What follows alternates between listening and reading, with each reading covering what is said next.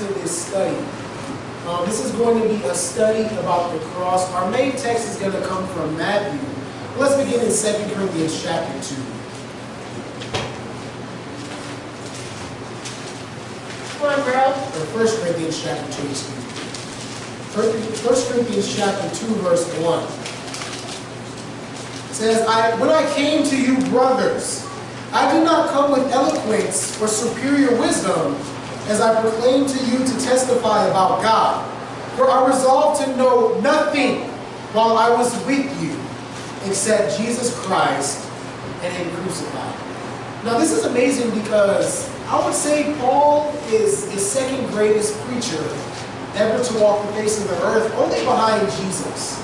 And this man who had an immense amount of power from God said that he was resolved to know nothing besides the fact that Christ was crucified. And we live in a world where a lot of things are subject to debate. We have laws, we have politics, we have social issues, there's ethics, the list go on. There's many things that are debatable, there's many things that are topics of argument. But I think the one thing that I agree with Paul is, forgetting everything, one thing that I know for certain is that Jesus was crucified and that He rose from the dead. And I went to college, I got good grades and stuff, throwing all that out, forget that stuff, I don't care about it. The only thing that matters is the fact that Jesus was crucified. And so that's really what our study is going to be about. And the thing is, a lot of people in the world, and especially in the country that we live in, do know the story of Jesus' crucifixion to some level. And I would say that the majority of people in this country actually believe that it happened. But what we're really going to do today is try to imagine ourselves in this situation. And the question really is how are we responding to the message of the cross?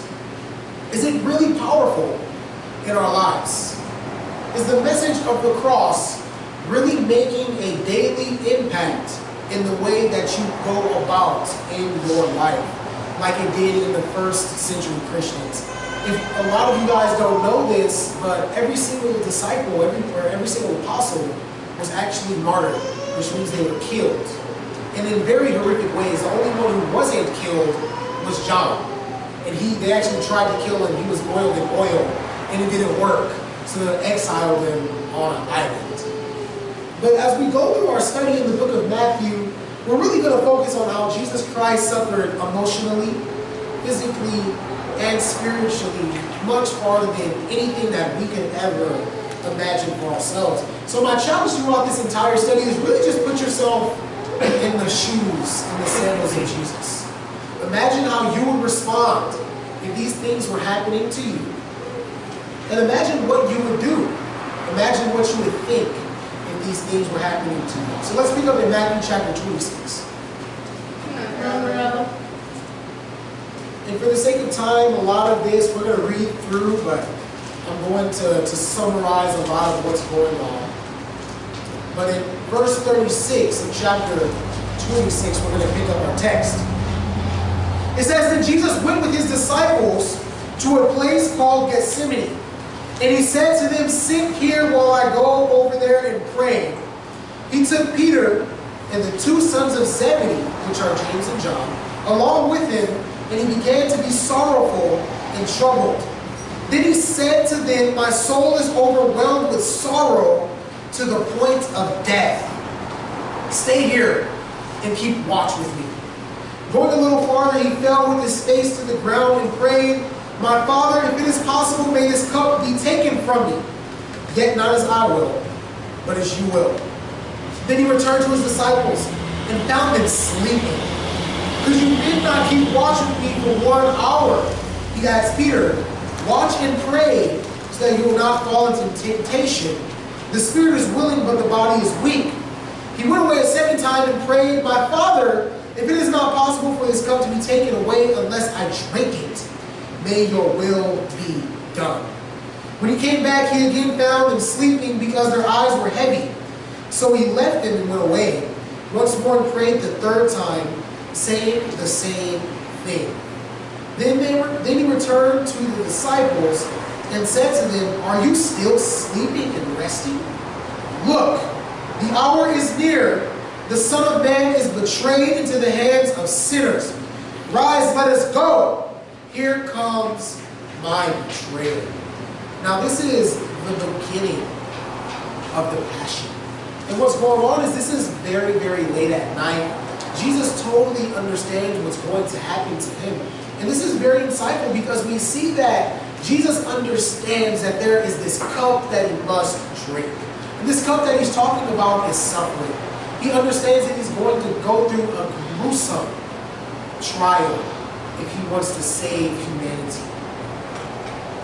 And the amazing thing is Jesus takes his three closest guys with him, Simon, James, and John. And he takes them, and it says that they actually fell asleep on him. So really imagine if you're about to go through excruciating pain, this is going to be the hardest thing you ever go through in your life, and you bring your best buddies with you to be some emotional support, and they fall asleep on you. What would you think about that? I know for me, I would be extremely bummed. Like, guys, I just told you that I am going to die. You just took my body. You just took my blood. They had the first or the Last Supper. And these men fell asleep on Jesus. And it's amazing because in verse 38 it actually says he was stressed out to the point of sweating blood. In Luke 22 it actually says that Jesus' sweat became like blood. And what this means is the capillaries on his skin were bursting. And a lot of people think that this actually isn't scientifically possible. But a lot of doctors have done a lot of medical research and found out that this is actually something that can happen. And when we sweat blood, it's called hematohydrosis. And the thing is, Jesus, he had to pray the same prayer 3 times to get his heart right about what God needed him to do. But the truth is, prayer really just wasn't enough for Jesus. And sometimes prayer isn't enough for us. Sometimes we have to put our face on the ground to God when we pray to get our hearts right about what we must do.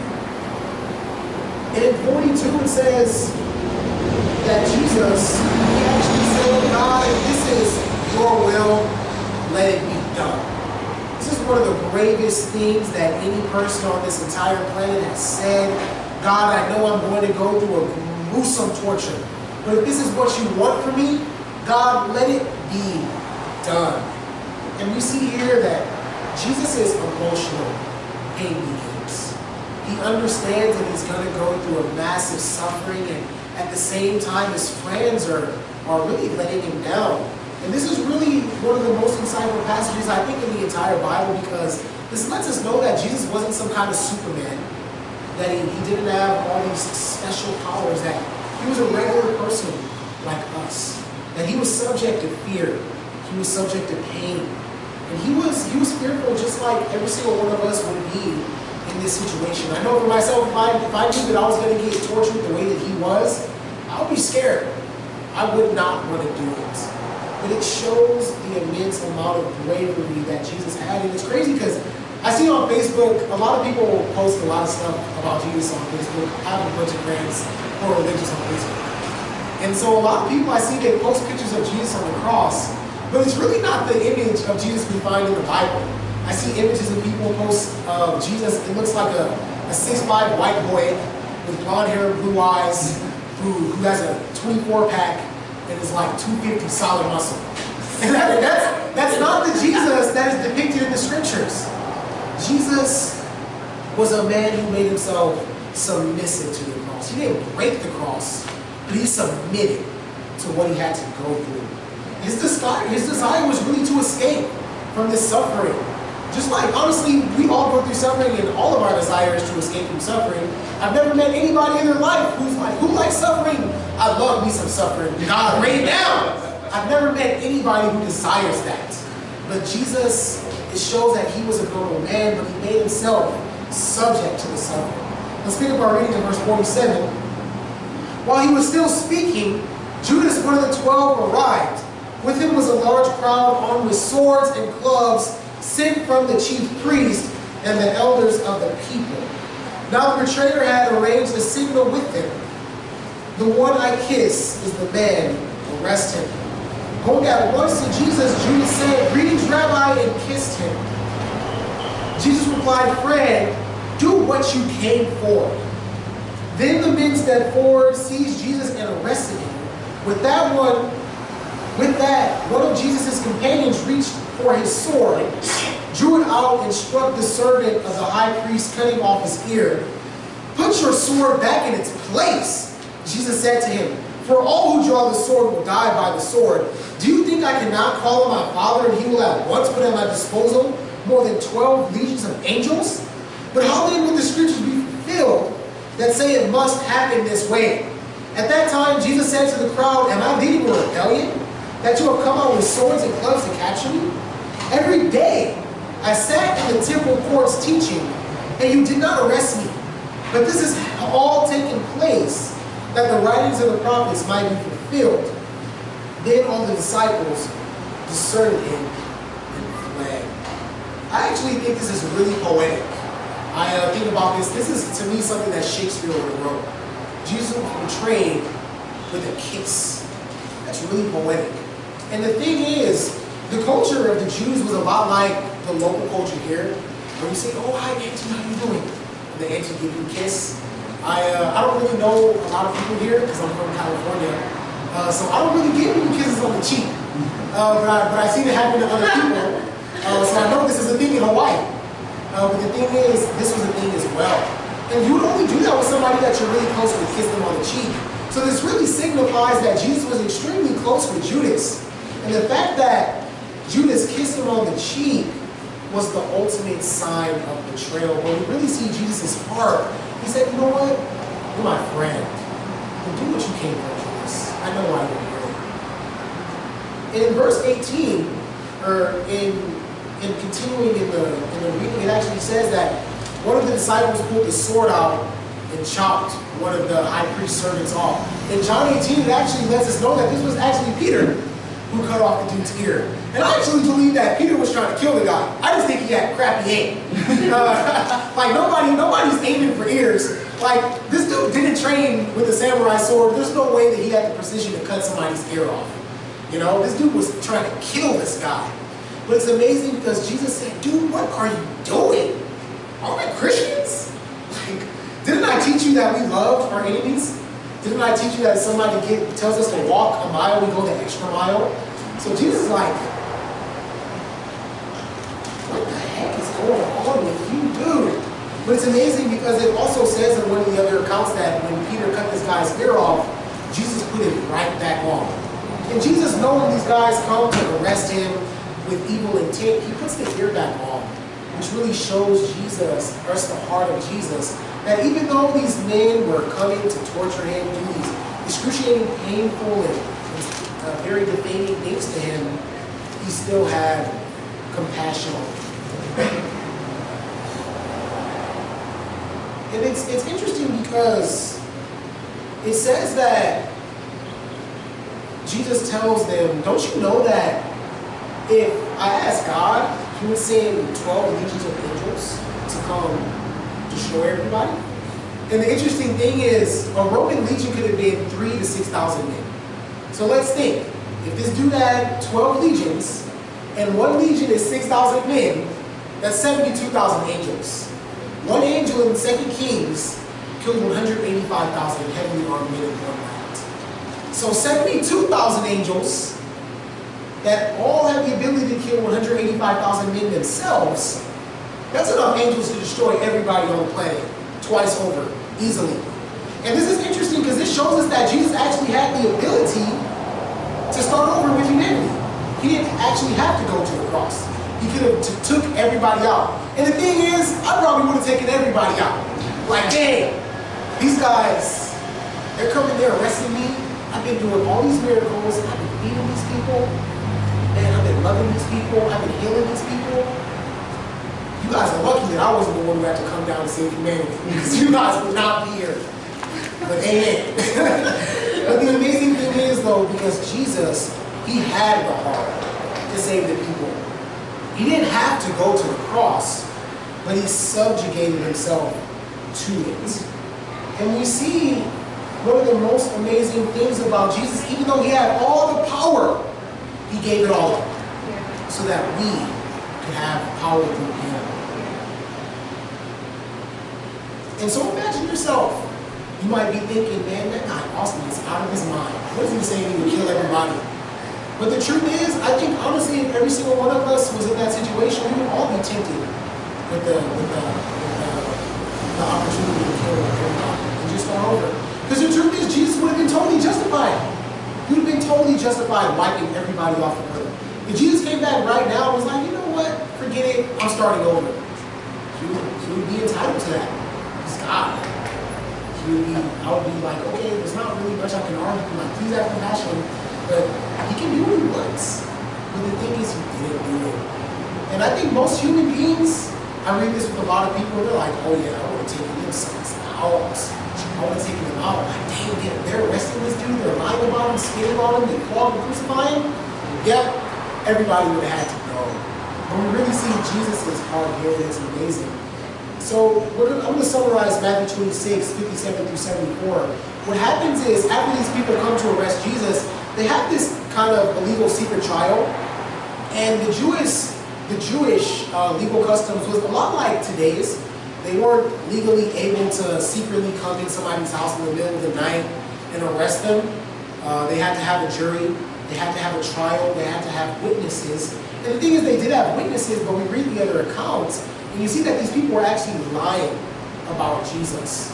They couldn't even get their story straight. And Jesus didn't even say anything while these people were lying about him. He just sat there silent like, yeah, whatever. It is what it is. And it's amazing because the only time that Jesus even spoke during the trial was to convict himself. He said, are you the king of the Jews? Are you the son of God? He said, yep, I am. And he knew that by saying that, they would for sure kill him. And that's the only thing that he ever said. And truth be told, Jesus could have easily obliterated all of their arguments against him. Jesus was probably the smartest guy to ever walk the earth. He could have said one word and probably like shocked them like, what? But he kept his mouth silent. And then while they're having this trial, they begin spitting on him and slapping him. Which is actually one of, I think, the most despicable things somebody can do to you is spit on you or slap you. Like for me, I've gotten fights growing up, not a fighter anymore, amen. But I've gotten fights growing up, and for me, as a man, I would much rather have somebody just sock me square in the chin than slap me. Like getting slapped is imminent. Getting slapped to me is like boom, you're not even worthy of my full strength. Like I don't even want to deal with you. Just bow. I know a lot of small people slap people, right? Like that's not cool to me. Just punch me in the face. But the thing is, he didn't only get slapped, he got spat on. And I haven't got spat on, but if I got spat on, not now, I would take it. I've since becoming a disciple, I've actually been punched in the face, and I didn't do anything about it. I just put the person in a submission and held them down until the cops came. Martin was there, amen. But the thing is, back in the day, if somebody would have spat on me, it would have been hard. I actually, in high school, you guys see me here now, but I was a totally different person years ago. There was one time in high school where a girl actually slapped me at school, and I deserved it. She called me a lie. And it was during lunch. She actually took the time out to leave her class. My school, we had a lot of people, 3,000 people in the school. And so we had 2 lunches. And me and this girl had 2 separate lunches. I had the second lunch, she had the first lunch. So while I was out during my second lunch, she was like, I need to talk to you. And I was like, okay. And then she started interrogating me, kind of like how these guys did with Jesus. And she found out my lie and just slapped me like, bow! And I was shocked. I was like, whoa, did that just happen? She booked it, she took off. And I was like, dang, I don't know why I saw that. I was so embarrassed. Getting slapped is a very, very embarrassing thing. I'd rather get punched. But Jesus took the slaps.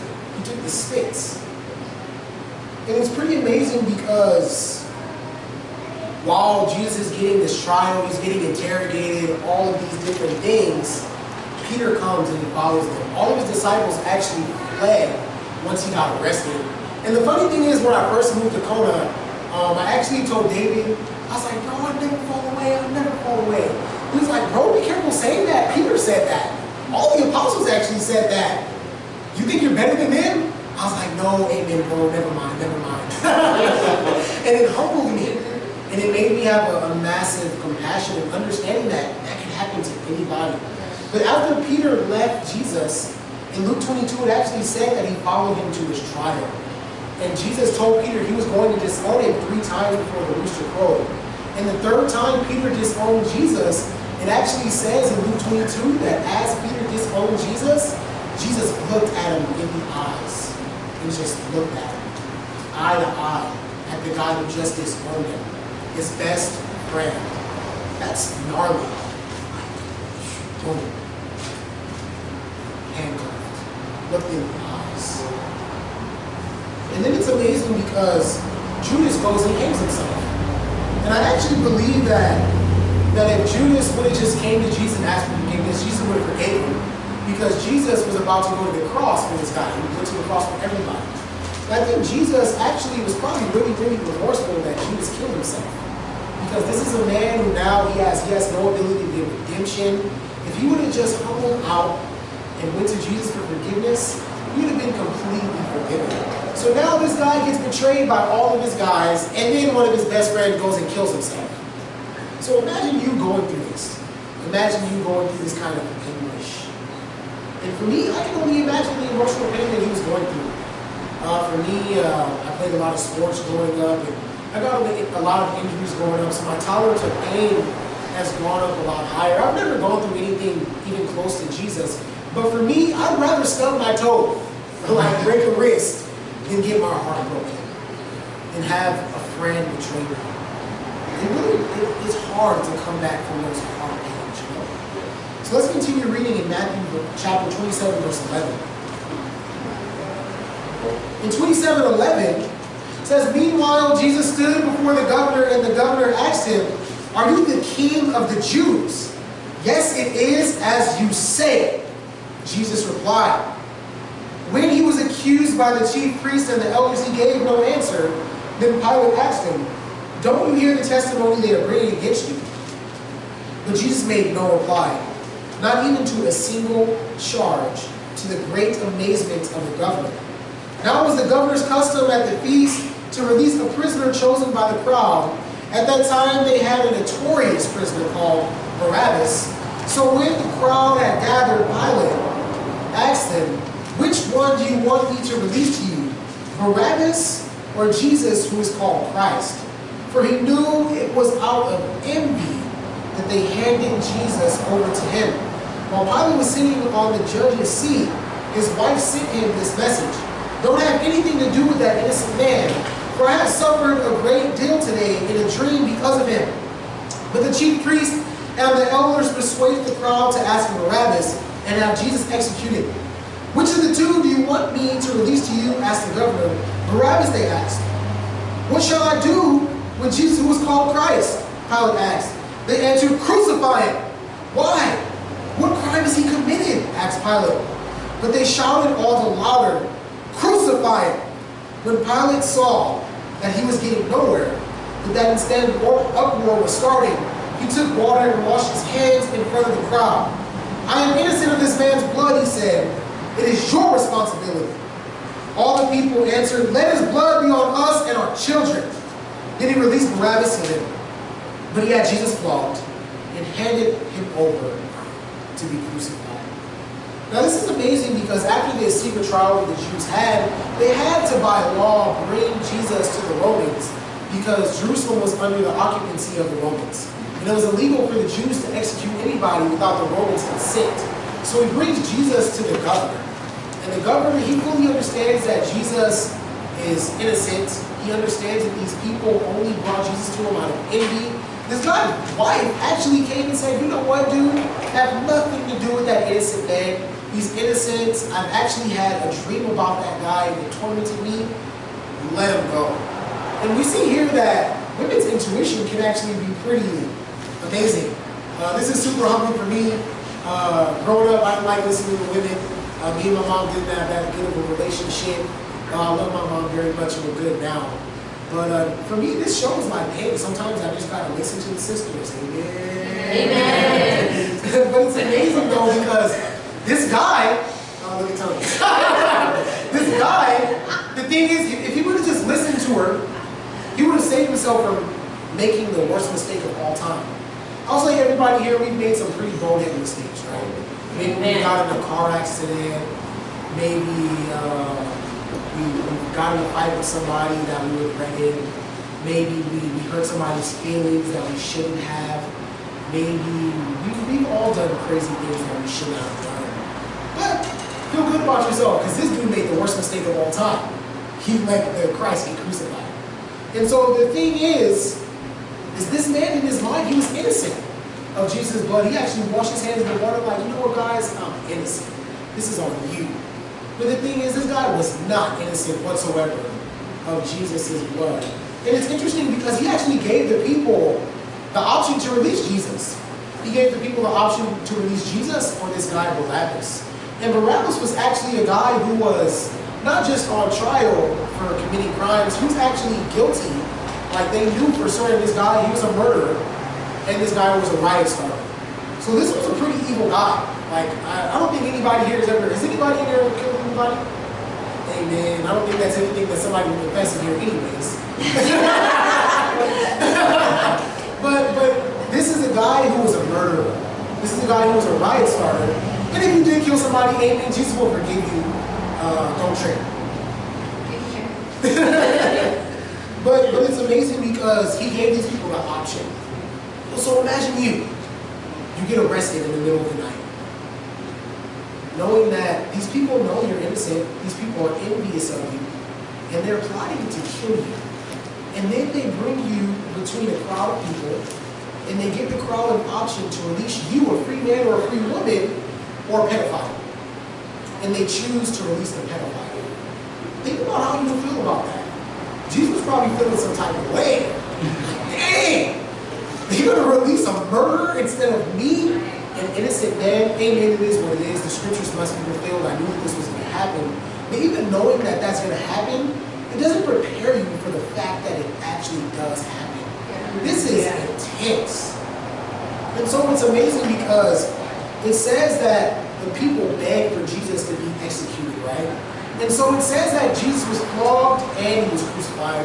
And the interesting thing is, historically, many people have been flogged and many people have been crucified, but it's only found that Jesus is the only person to have been flogged and crucified. A lot of people have been flogged separately, a lot of people have been crucified, but Jesus actually had to go through both.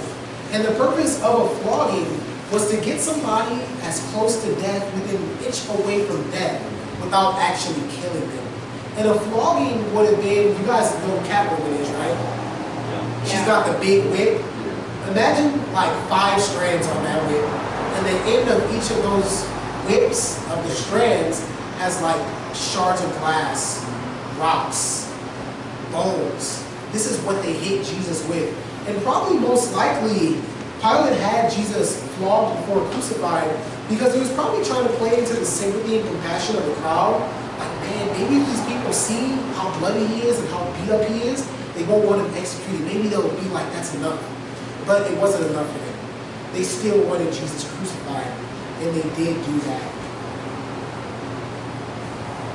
And so a while back, a physician named Dr. C. Truman Davis actually wrote an article on the history of flogging and crucifixion. And I'm going to kind of break it down to you guys in a simplistic form. Because a lot of medieval art, you'll see that the nails are in Jesus' hands. But this is not right. Because there's no way that a nail that's holding somebody up can sustain the body weight of somebody. Like imagine me being held up by some nails in my hands. The nails just, I'll slide right through. So anatomically, this is incorrect.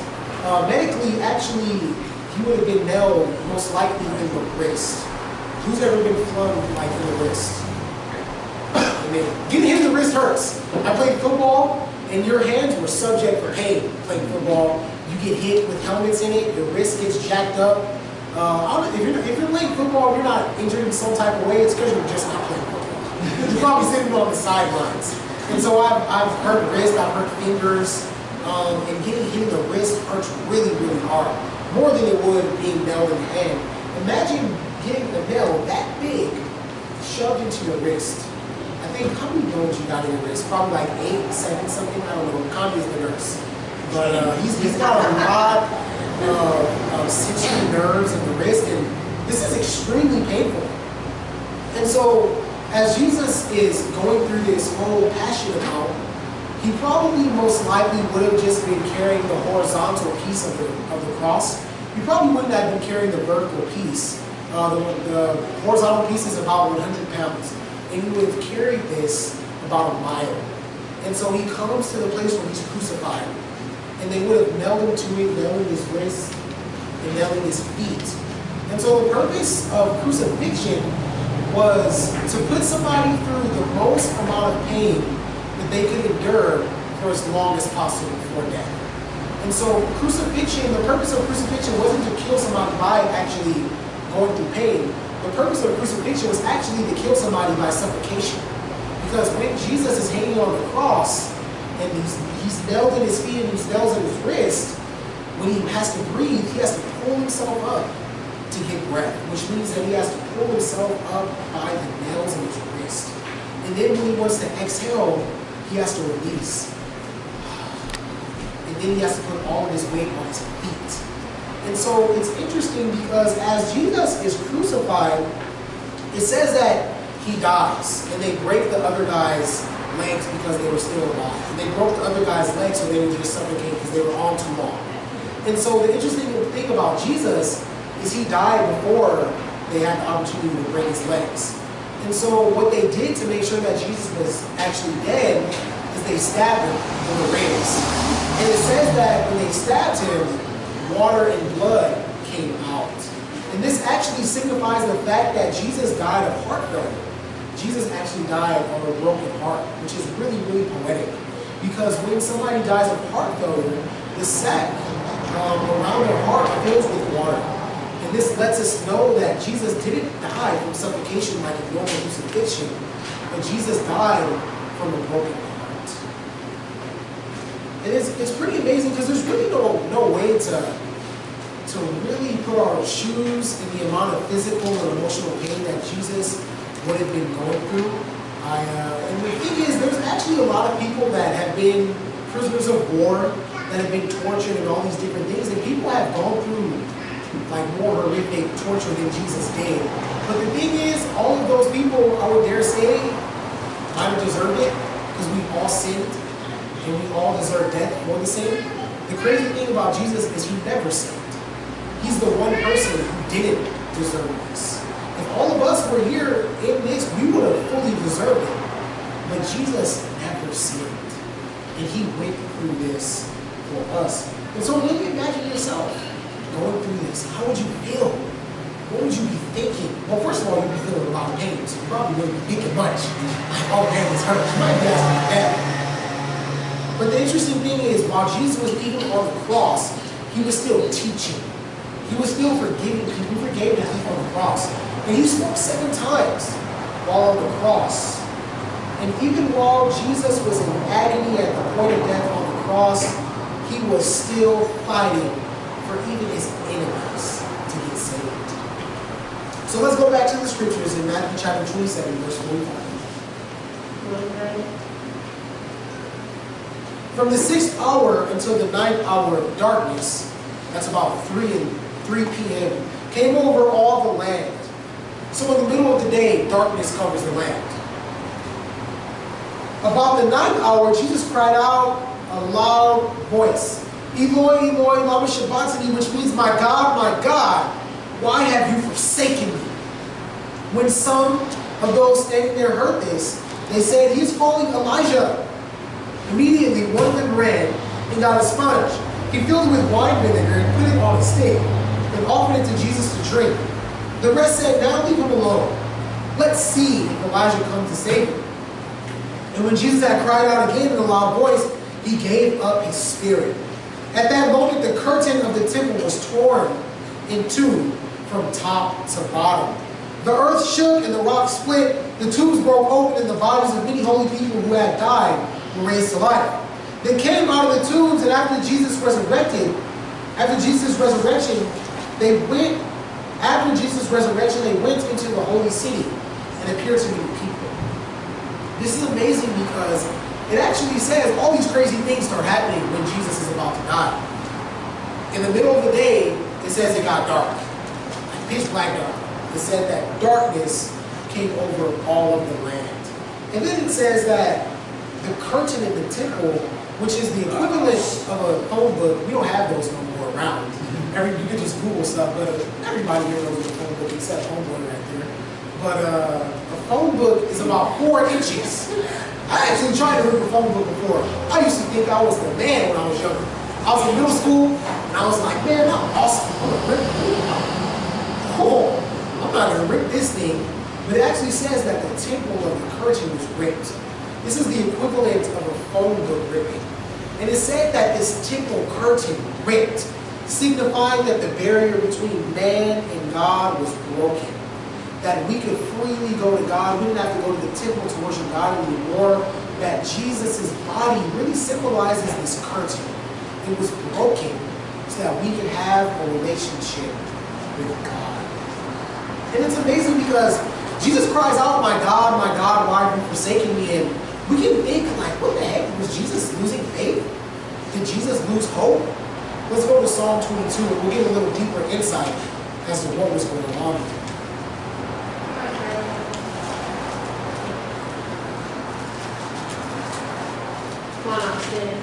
In Psalm chapter 22, in verse 1, this is a prophecy about Jesus. It says, my God, why have you forsaken me? Why are you so far from saving me, so far from the words of my groaning? Now this is amazing. The reason why Jesus said, my God, why have you forsaken me, is because at this moment, the sin of the earth is on Jesus. And Isaiah 59, 1 through 2 lets us know that sin separates us from God. Sin can't even be present before God. And so when Jesus is bearing the sins of the entire earth, this is the one moment in history where Jesus was actually separated from God because our sins were on him. And it's amazing because this is really Jesus' spiritual suffering. Being totally one with God from before time, before space, before matter, to being separated for people that aren't worthy of the sacrifice. Let's go to verse 13. It says, roaring lions tearing their prey, open their mouths wide against me. I am poured out like water, and all my bones are out of joint. My heart has turned to wax. It has melted away within me. My strength is dried up like a potsherd, and my tongue sticks to the roof of my mouth. You lay me in the dust of death. Dogs have surrounded me. A band of evil men has encircled me. They have pierced my hands and my feet. This is amazing. This was written 1,000 years before Jesus was actually born. And this is a detailed prophecy about Jesus. There's actually over 80 prophecies in the Old Testament about Jesus, and every single one of them has come true except for one, that he's going to come back soon. But it's amazing though, because even in Jesus' death, he continued to teach. He continued to pour out himself for the people. And so, you can read the rest of the psalm on your own time and see how accurate this is. But up until now, we've been talking about the emotional and the physical suffering of Jesus. But right now, I think this is actually the hardest for Jesus. I don't think it was so much the emotional pain for him or the physical pain for him. But I think being separated from God, that was like the straw that broke the camel's back. That's something that, honestly, we live in a world where we walk around and we're okay with walking in darkness. A lot of us, we're okay with being separated from God. We're okay with wallowing around in our mud of sin, and we think it's fine. But Jesus, he was totally heartbroken about the fact that he was separated from God. And the thing is, we start sinning at a really, really early age, and we get really comfortable about it. We get really comfortable with it. And Jesus never said in thought or word or deed. And this is the first time Jesus is separated from God. And it's amazing because the reason why this is so important, the reason why we have to understand the message of the cross, is because most people have heard about these things. Most people do believe that this stuff happened. But the truth is that we live in a society that has been desensitized as to what this means for us and what our response to this message should be. It's become something that's been preached regularly on Easter Sunday, Easter services, or Sunday service. And a lot of people just go to service on Easter Sunday because they feel like it's something that they gotta do, they gotta hear about Jesus crucified, and it's just a routine. Like, oh, I brush my teeth every day, that's my routine. Or I wake up and stretch every day, that's my routine. And coming to church and hearing about the message of Jesus has become a routine for a lot of people, but this isn't a routine.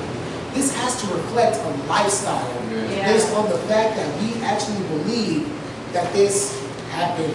And for many of us, we have habitual sins.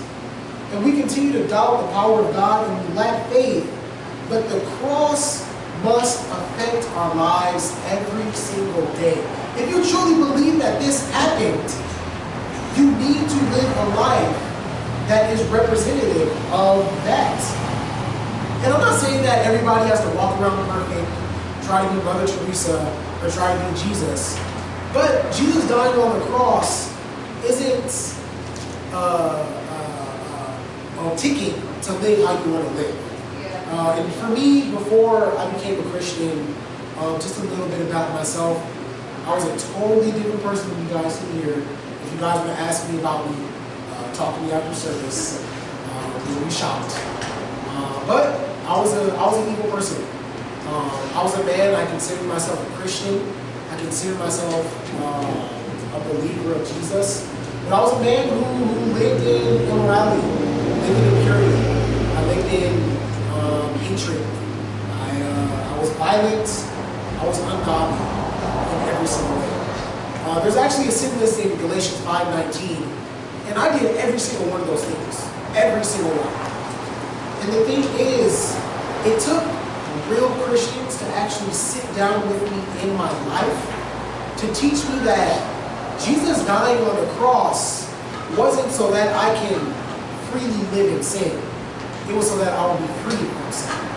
And it's the same for every single one of us. Jesus dying on the cross isn't your winning lotto ticket so that you can live the life that you want to live. Jesus died on the cross so that you would be free from sin. Not so that you can justify it and live in it. And it's amazing because I'm not perfect. And none of us are. But we all need to strive to allow the cross to motivate us and to change us on a daily basis. And earlier I asked you guys to put yourself in the eyes of Jesus at this moment and really think about what you would be feeling, what you would be thinking if you had gone through all of this turmoil. And at this point now, Jesus is dead, and all these people no doubtedly believe that he had to have been the Son of God. All these crazy things are happening. People are rising from the dead, walking around in the holy city. The curtain in the temple mysteriously broke. It became dark in the middle of the day. Let's go to Isaiah 53.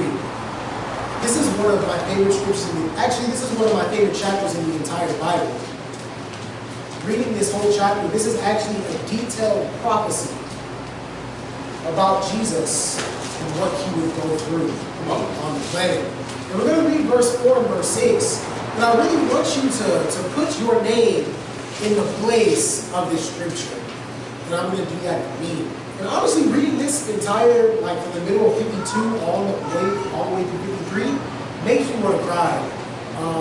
I remember telling David, for those of you who don't know, I do not lead the church here.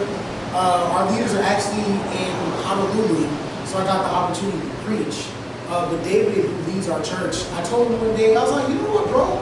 I'm just not emotional. Like, the sisters never seem to get emotional and stuff. I was telling the sisters, sis, your emotions need to outweigh your convictions. And I don't get emotional very often about a lot of things. And I was like, dude, I'm not emotional. He was like, you know what? You are actually emotional. And I thought about it, and I was like, and I know because I read this, and it makes my throat swell up. It makes my heart skip a beat. Let's start in verse 4. Surely he took up our infirmities and carried our sorrows. Yet we considered him stricken by God, smitten by him, and afflicted. But he was pierced for our transgressions. He was crushed for our iniquities. The punishment that brought us peace was upon him. And by his wounds we are all healed. We all, like sheep, have gone astray. Each of us has turned to his own way, and the Lord has laid on him the iniquity of us all. Now this is a prophecy about Jesus that was written in 750 BC, 750 years before he even lived. And it's amazing because he lived this out. And the amazing thing about Jesus is even if you were the only person on the entire planet, he still would have went through it for just you. There's a lot of movies like what's it called? I Am Legend. Will Smith was the last man on the planet. Even if Jesus was around him, he would have died just for that man. If you were the last woman on the planet, Jesus would have died just for you. If you were the last man on the planet, Jesus would have died just for you. And a lot of times we can look at this in an intellectual standpoint, but this is really an emotional thing, and we have to connect with it on a personal level. Understanding that Jesus died for Logan. Jesus died for Dana. Jesus died for Joseph. He died so that we would live a life free from sin. And it's amazing because though none of us were there during this time period, from this scripture we all see that we are in fact responsible for what happened to Jesus in a very, very real way. Is there anybody here who has never sinned? Amen. Good. There's no liars. Amen. So the thing is, all of us are responsible in a very real way about what happened to Jesus. The thing that needs to happen is your life needs to change if you actually believe that. Your life can't stay the same if you actually believe that Jesus came on this planet and died for you. It can't. I talked to one of my family members, and this family member is not a disciple, and he said to me, you know what? I do believe Jesus. I believe in Jesus. I believe he died and all that stuff. And I got mad. I was like, no, you don't. You don't believe it. He was like, what? I was like, you do not believe Jesus died for you. What are you talking about? Yeah, I do. No, you don't. Because if you did, your life would be different. If you did believe that, you would not be living the way that you're living. And I think it's the same for a lot of people. And for a lot of us, it's an intellectual thing. We don't really picture this as something that actually physically happened. And this happened for every single one of us in a very, very personal way. And the challenge for us is very real. It's very tangible. It's to change. And let's go to Romans 8:31. It says, what shall we say then in response to this? And the response that we need to say is, I'm going to change. I'm going to live for Christ. If God is for us, who can be against us? He who did not spare his only son, but gave him up for us all. How will he not also, along with him, graciously give us all things? And God gave his very best. And we have a responsibility to God as well to give our very best. This message can't go through one ear and out the other. You can't go home later and totally forget everything that was talked about today. You might stay up at night thinking about this, rolling around, if you're actually going to change your life or not. But please don't allow the sacrifice of Christ to be in vain. You can't draw lines in your willingness to follow God. You can't say, you know what, God, I'm willing to go this far, but if you push me to go after this line, I'm just not going to do it, God. God doesn't want those kind of followers. He wants people who have no lines in their walk. People who are willing to sacrifice everything and give up everything for him, just like Jesus did. And there's really no excuses. The truth is, we live in a society where everybody makes excuses about everything. My generation, the millennials, we are definitely a big factor in that. But when it comes to the message of the cross, there's no excuses. No one on this planet has an excuse not to be moved by the message of the cross. Right. Let's go to 2 Corinthians chapter 5. It's that girl. Rejoice. And honestly, I'm not a guy who gets like super emotional about a lot of things. I have pretty good control over my emotions. I was actually talking to Joseph a couple days ago. We were doing Bible study. And I was like, you know what? I consider myself like a rational extrovert. I don't make any decisions based on my emotions. I think things through. But the thing about, regardless if we consider ourselves rational people or emotional people, the message of the cross needs to move every single person. If this doesn't move you, if this doesn't soften your heart, honestly, I don't know what the heck is going to move you. You might have a rock inside of your chest instead of a heart if you're not softened by the message of the cross. In 2 Corinthians chapter 5, verse 13. If we are out of our mind, it is for the sake of God. If we are in our right mind, it is for you. I'm out of my mind. For Christ's love compels us, because we are convinced that one died for all, and that therefore all died. And he died for all, that those who live should no longer live for themselves, but for him who died for them and raised again. Now this is amazing because I would dare say that everybody in here truly believes that Jesus died for us. Is there anybody in here that doesn't believe that? Nope. Amen. We all believe that Jesus died for every single one of us. So what does that mean? It says that if Jesus died for us, we no longer live a life for ourselves. We live a life for him. So the message today, we must respond and live a life that is pleasing to Jesus. A life that allows us to show God the gratitude for what Jesus has done for us. So it's pretty interesting because I would be ashamed if I didn't actually give you guys something to do once you left here. In the same way for me, it took actually real Christians sitting down with me in order for me to change my life. I considered myself a Christian, but I was living a life the equivalent of somebody who didn't believe in God. I was out doing as much drugs as somebody who was an atheist. I was out being immoral just as much as somebody who was an atheist. I was out being violent just as somebody who believed in a different religion. My life and the life of the world was the exact same. And so my challenge is to really get with the person who invited you out today and really study what it means to follow Jesus. Really get with somebody.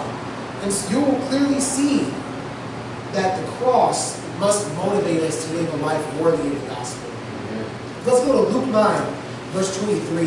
This is an amazing passage about what Jesus said before he was actually crucified. So now that we understand what the cross actually means, it means death, we can understand this passage a lot better. In Luke 9, verse 23, then he said to them all, so he's speaking to everyone, if anyone would come after me, he must deny himself and take up his cross daily and follow me. For whoever wants to save his life will lose it, but whoever loses his life for me will save it. What good is it for a man to gain the whole world and yet lose or forfeit his very self? If anyone is ashamed of me and my words, the Son of Man will be ashamed of him when he comes in his glory and in the glory of the Father and of the holy angels. This is amazing. Now that we truly understand what the cross is, we can take full heart as to what this scripture is talking about. Jesus says if anybody wants to follow him, this actually shows that Jesus has conditions if people want to follow him. A lot of people say, Jesus still take you as you are. And that is true, but you better leave different. He says if you want to follow me, you must deny yourself.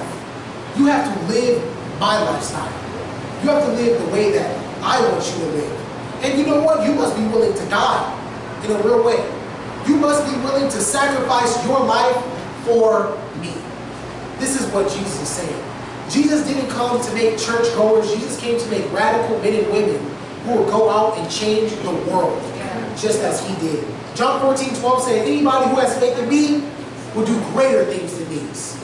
Jesus came to change the lives of men and women. And so the point of this is we must follow the conditions of Jesus in order to actually follow him. There's no way that we can live in two separate worlds where we're sometimes living for us and we're sometimes living for Jesus. You need to make a decision. Is the cross going to motivate you? Not even just motivate you. Motivation only lasts for a moment. Motivation is something that may last for a day. It may last for a week. You forget about it. Forget motivation. You need to be convicted. Your life must change because of this message. And the truth is, I really look at the cross two separate ways. Jesus says that we have to die to ourselves, right? So I think about it like this. Either we're on the cross dying with Jesus, or we're the ones nailing in the hammers. It's as simple as that. Either you're dying with Jesus on the cross to yourself, or you're the person who's literally nailing in the hammers into his wrist. Don't be that guy. Don't be that girl. It's interesting because I think a lot of us really have never dug this deep into the message of the cross. And don't feel down on yourself. But this is an opportunity for us to live the life that God has truly called us to live. And in closing, I really have a story for you guys. This is something that happened. It says, there was once a bridge that spanned a large river. During most of the day, the bridge sat with its length running up and down the river, parallel with the banks, allowing ships to pass through freely on both sides of the bridge. But at certain times each day, a train would come along and the bridge would be turned sideways across the river, allowing the train to cross it. A switchman sat in a shack on one side of the river where he operated the controls to turn the bridge and to lock it into place as the train crossed. One evening, as the switchman was waiting for the last train of the day to come, he looked off into the distance through the dimming twilight and caught sight of the train lights. He stepped onto the control and waited until the train was within a prescribed distance. Then he was to turn the bridge. He turned the bridge into position, but to his horror, he found out the locking control did not work. If the bridge was not securely in position, it would cause the train to jump the track and go crashing into the river. This would be a passenger train with many people aboard. He left the bridge, turned across the river, and hurried across the bridge to the other side of the river, where there was a lever switch he could hold to operate the lock manually. He would have to hold the lever back as firmly as the train crossed. He could hear the rumbling of the train now, and he took hold of the lever and leaned backward to apply his weight to it, locking the bridge. He kept applying pressure to keep the mechanism locked. Many lives depended on this man's strength. Then coming across the bridge from the direction of his control shack, he heard a sound that made his blood run cold. "Daddy, where are you?" His 4-year-old son was crossing the bridge to look for him. His first impulse was to cry out to the child, "Run, run!" But the train was too close. The tiny legs would never make it across the bridge in time. The man almost left the lever to snatch up his son and carry him to safety. But he realized that he could not get back to the lever in time if he saved his son. Either many people on the train or his own son must die. He took but a moment to make his decision. The train sped safely and swiftly on its way, and no one aboard was even aware of the tiny broken body thrown mercilessly into the river by the onrushing train. Nor were they aware of the pitiful figure of the sobbing man still clinging to the locking lever long after the train had passed. They did not see him walking home more slowly than he ever had walked, to tell his wife how their son had brutally died. Though this man sacrificed his son for all these people on the train, none who were aboard even knew what had happened. But a couple of news interviewers came to this man's house to ask him what he would like to say to the people that were aboard the train if he could. With a whimpering voice, the man gave these only words to those who he saved: "Just don't waste my sacrifice." And this is the same way that God feels about Jesus. He allowed Jesus to die so that the many could live. And I pray if anything you got out of this message today, do not waste the sacrifice of God. Amen. To God be the glory.